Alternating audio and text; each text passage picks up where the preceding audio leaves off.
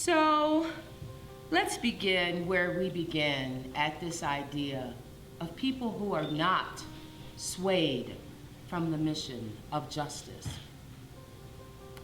I never sang in public, but I often sang in the privacy of my own home and with my children and other members of my family. And as we sang, we would sing songs of a movement and of a people.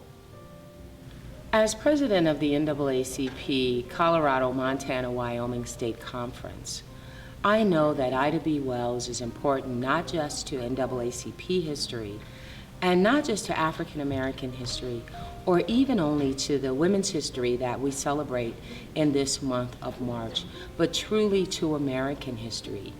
Her legacy stands as a giant in civil and human and women's rights in this country, and she really left a model for bold and courageous activism. The kind of activism that we saw later, whether it was in the women's movement or in the civil rights movement with Rosa Parks, we see Ida as setting the template for what it means to be fearless, what it means to live a life of activism where everything that you do is connected to that. I think that Ida B. Wells Barnett would be frustrated at some of the complacency that has come because of the gains that she helped create.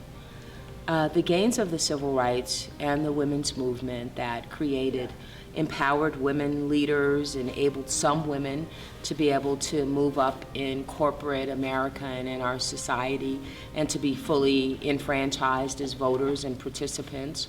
The gains that some African Americans and other people of color have made in terms of their economic viability and their viability as citizens. Some of those gains have been taken for granted. And what we sometimes see is a sense of apathy about those gains. But we know that if people don't keep working to preserve their rights, they will lose their rights. And we're even seeing that right now with voting rights in this country. Voting rights in the South, primarily, that were secured by people like Martin Luther King, by Fannie Lou Hamer, by others who fought, whose names we know and who we don't know, are being retrenched. So we know if we don't keep fighting, we will lose what we've gained in the past. We can't do anything in this country unless everyone is at the table. The same is in our classrooms. Our public school classrooms need to be representative of our entire society.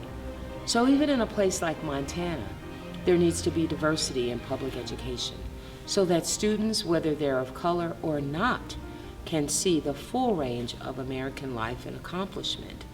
So there should be educators from every background, from every ethnicity. We should have a full range of languages taught in this country.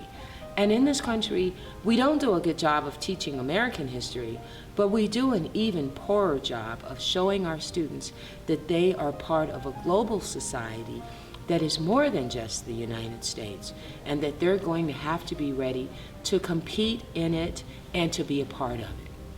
And so I think that diversity in education, there are many gaps there.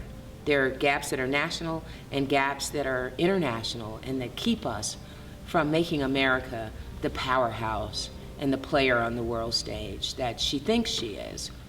If we were to be more global and think about ourselves as inhabitants of the third planet from the sun, the planet Earth, and not just the country, the United States, we'd be living out Ida's dream. She traveled internationally and spoke internationally and considered herself a citizen of the world.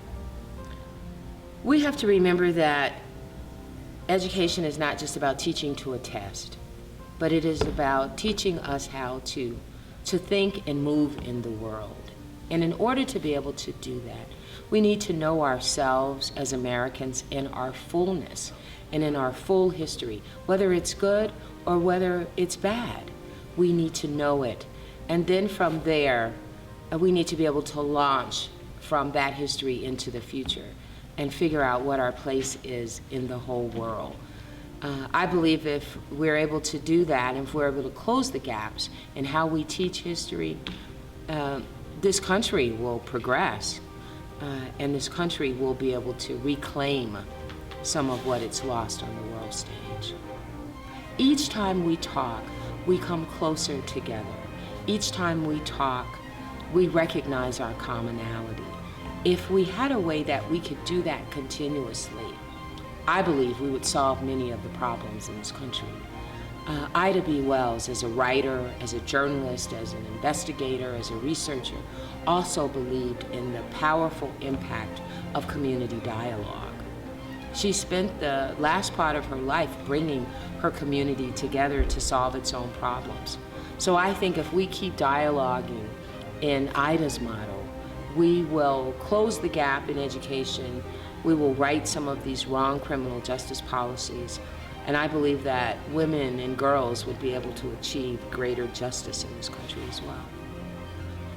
I think that in a place like Montana, where there appears to be, at least appears to be, so little diversity, those students who are here can claim their own privilege and make an impact on diversity. They can decide what their issue is, what their strategy is, and then set about doing it, whether that's improving education, whether that's ensuring that Montana does not have a death penalty, whether it's ensuring that it does have discrimination, anti-discrimination policy in place all over the state. The students here can make this state what they want it to be for all people. And when they do that, then Montana's stock is going to go up as high as those mountains. And so it's my hope that they would seize the day and be the change that they wish to see in the world.